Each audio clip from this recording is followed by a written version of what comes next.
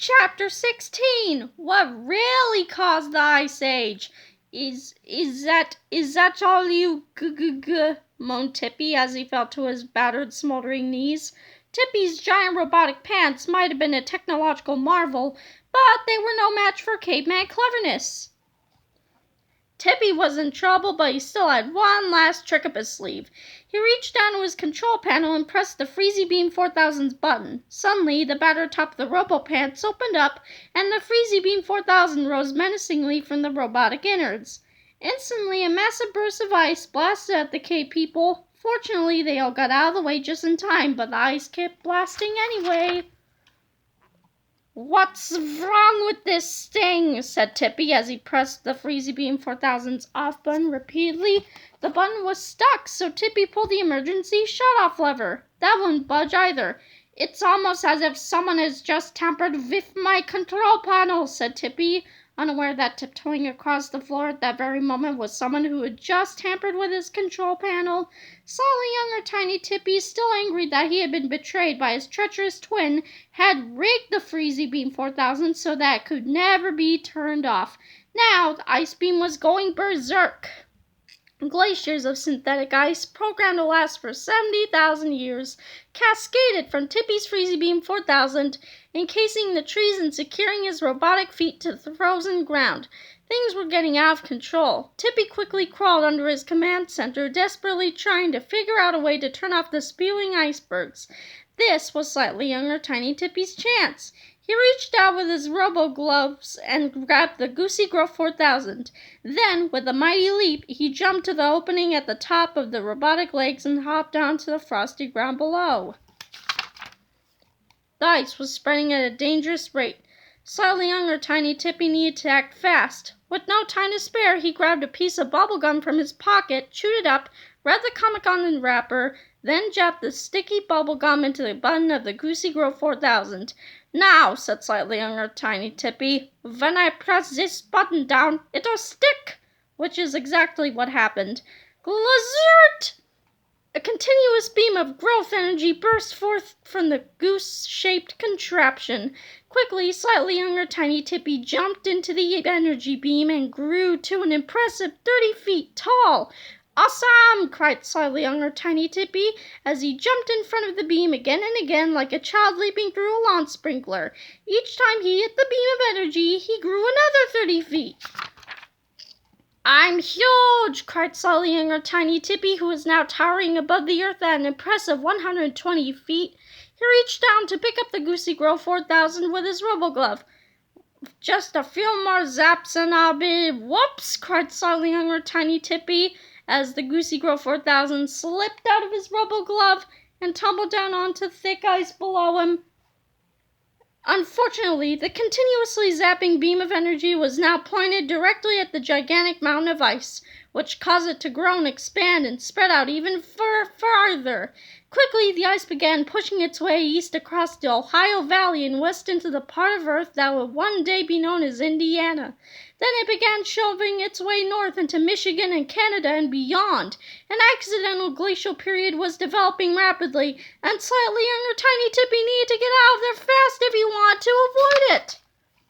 Chapter 17. Have an ice day! George and Harold grabbed their pets and ran as fast as they could to escape the rapidly spreading ice fields. Their caveman friends were right behind them. "Quick, Crackers," said George, "you gotta take Sulu and get out of here. It's your only hope."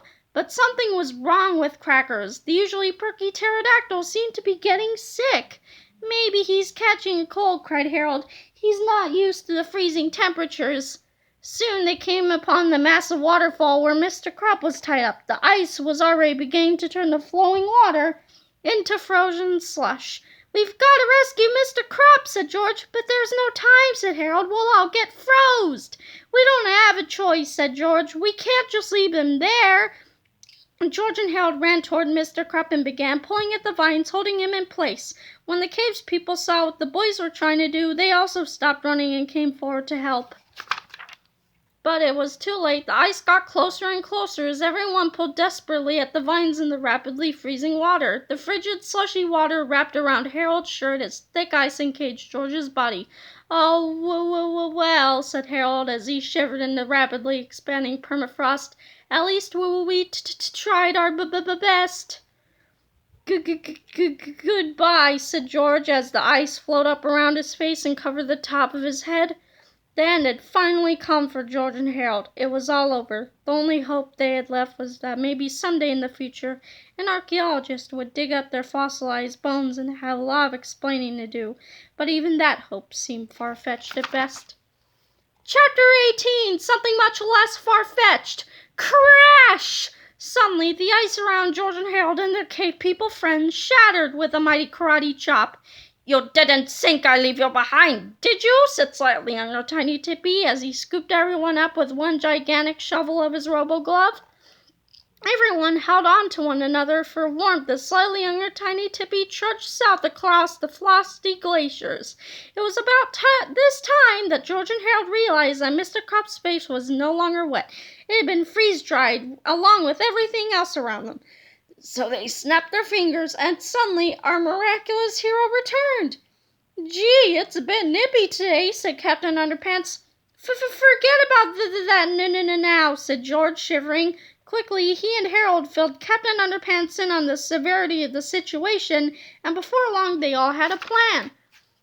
Captain Underpants flew out of slightly younger Tiny Tippy's robo-glove and grabbed his massive belt buckle. With one sensational swoosh, Captain Underpants ripped Tippy's pants, belt and all, right off of his robo-legs. "Hey, no fair!" screamed slightly younger Tiny Tippy as he stood shivering in his gigantic robotic boxer shorts. "Rip!" Captain Underpants quickly tied the ripped pants' legs in a knot and told everybody to climb aboard. Soon, all the good guys were tucked securely into the polyester cotton blend trousers and flying someplace safe and warm. They zipped across a vast ocean and finally came to a place that was not covered with ice.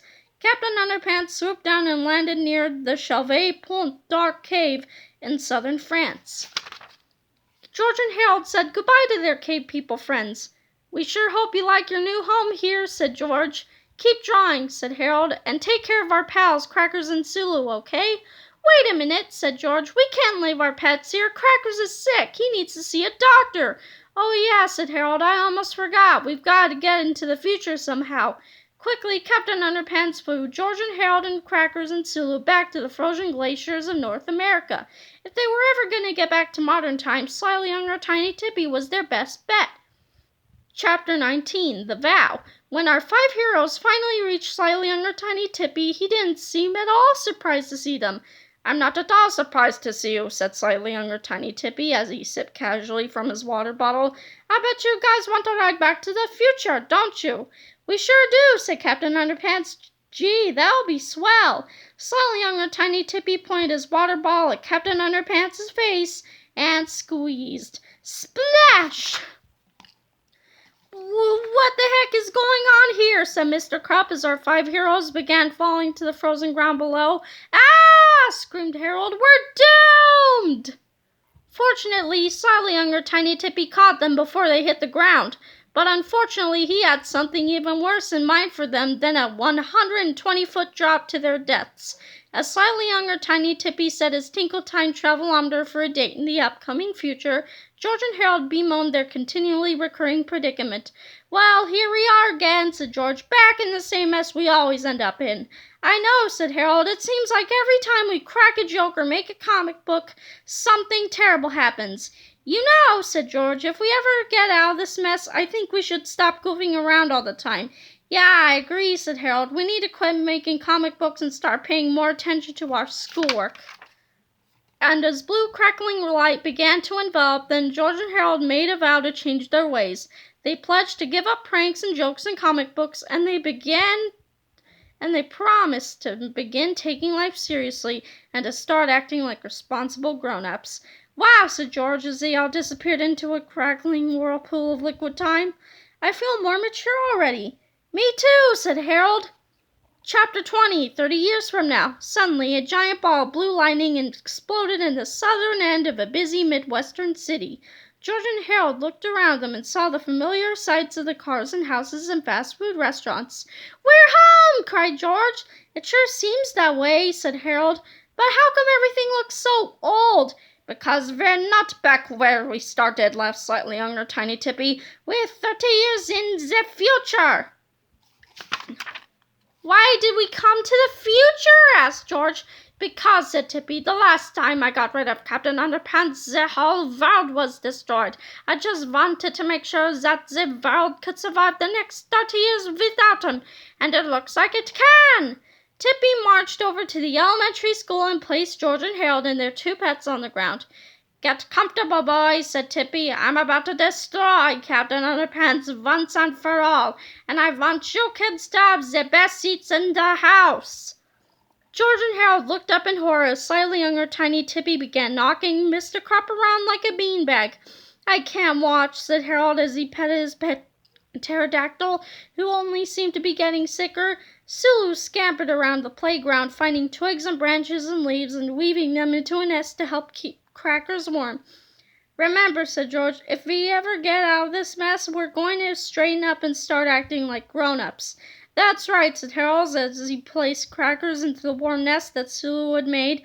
"We're going to be responsible and mature from now on." As Tippy kicked Mr. Crop around like a soccer ball, George and Harold got distracted by a loud commotion behind them. Two teachers were yelling at the students on the playground, instructing them all to stop paying attention to the fierce struggle raging above them and demanding that they straighten up and start acting like grown-ups. As the battle intensified, the obnoxious teachers screamed louder and louder, hurling threats and insults at the curious students. "Boy, I sure wish those two teachers would chill out," said George. "I know," said Harold. "They're yelling so loud I can't even hear the fight." Suddenly, a rusty green 2034 Honda Civic pulled into the parking lot and a familiar-looking character came storming out. It was Mr. Crop, only this was a 30-year older version of Mr. Crop. He was wrinklier than George and Harold were used to, with a scruffy white beard and mustache, and pants rolled up to his armpits. Mr. Crop marched toward the playground, opened up his mouth, and screamed 4 words that sent shivers down George and Harold's spines. "Mr. Beard! Mr. Hutchins!" George and Harold froze. "Oh no!" whispered Harold. "Old Mr. Crop recognized us." "What are we ever going to do?" asked George. "How are we ever going to get out of this mess?" Old Mr. Crop marched toward George and Harold, getting closer and closer as they shivered in horror. Then Old Man Crop walked past George and Harold and continued walking toward the playground. "Mr. Beard! Mr. Hutchins!" he screamed again. "Get those kids inside right now!" "Who is he talking to?" asked George. "I have no idea," said Harold. Finally, the two screaming teachers turned around. Chapter 21! George and Harold's worst nightmare! Do you know that feeling you get when your stomach sinks? It usually occurs just after the realization that something bad has happened or is going to happen. People often feel this way when they discover they forgot to study for a big test, or they're going to miss the school bus, or the giant gulp of milk they just swallowed expired 3 weeks ago. Now imagine that feeling magnified about 1 quadrillion times. This is a feeling that occurred in George and Harold's stomachs when the two obnoxious screaming teachers turned around. It was them. Wait, no, this isn't quadrillion. It's trillion. More precisely, it was future versions of themselves. George and Harold had grown up to be the teachers, but they weren't the nice, wonderful, imaginative teachers that you might be used to. No, sir. George and Harold had evolved into the terrifying, boring, and vengeful teachers that they were used to. Mr. Crop squished between 40-year-old Harold and 39 3/4-year-old George and slapped a sweaty arm around each of them. "I sure am glad you fellows are here," said Mr. Crop. "It's a tough job making everybody miserable, isn't it?" "It sure is, boss," said 40-year-old Harold. "You know, it's hard to believe that you guys used to be the craziest kids in this school," said Mr. Crop. "Thank goodness you both started taking life seriously." "Yeah," said 39 3/4-year-old George. "One day, about 30 years ago, we saw the error of all our ways, so we made a vow to straighten up and fly right. Yep, said 4-year-old Harold. From then on, it was nothing but serious study, strict discipline, and hey, you kids, cut that out. George and Harold looked nervously at each other as their adult doubles continued screaming at the unfortunate children on the playground. Remember that vow we just made to stop goofing around and start acting more like grown-ups? Asked Harold. Yeah, said George. I think we should vow a new vow that unvows the old vow we just vowed, said Harold. Let's get vowing, said George. So, as a terrifying battle raged above their heads, George and Harold shook hands and promised to always be themselves. They pledged to keep goofing around and to make even more comic books and to stop taking life so darn seriously. Let's daydream more too, said George. Yeah, said Harold, and enough of this sitting still and paying attention stuff. As George and Harold vowed their new vows, something strange began to happen. A soft wind started to blow, the sound of wind chimes began to tinkle in the air, and the grown-up versions of George and Harold slowly disappeared. They vanished gradually at first. Then, after about a minute or so, Mr. Krupp was left standing there all by himself. Wow, said George. Do you mean it's that easy? All you have to do is make up your mind and stick to it, and you can change the future? Yeah, I guess so, said Harold. George and Harold walked up to old Mr. Krupp, who was looking a little confused, and snapped their fingers.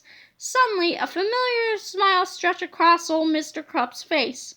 Well, said George, pointing up at the terrifying battle exploding above their heads. What are you waiting for? Yeah, said Harold, you're getting your butt kicked up there. Go help yourself. Quickly, old Mr. Krupp tore off his clothes, dashed into the school, grabbed a red curtain from his office, and flew out of his window with a triumphant tra-la-la. Old Captain Underpants immediately rescued Mr. Krupp and brought him back down to the ground. Wow, I'm sure glad that's all over with, said Mr. Krupp. Relax, Bub, said George. You're just getting started. And with a snap of George's and Harold's fingers, Mr. Krupp returned to his heroic self once again and flew into the sky to fight alongside his future self.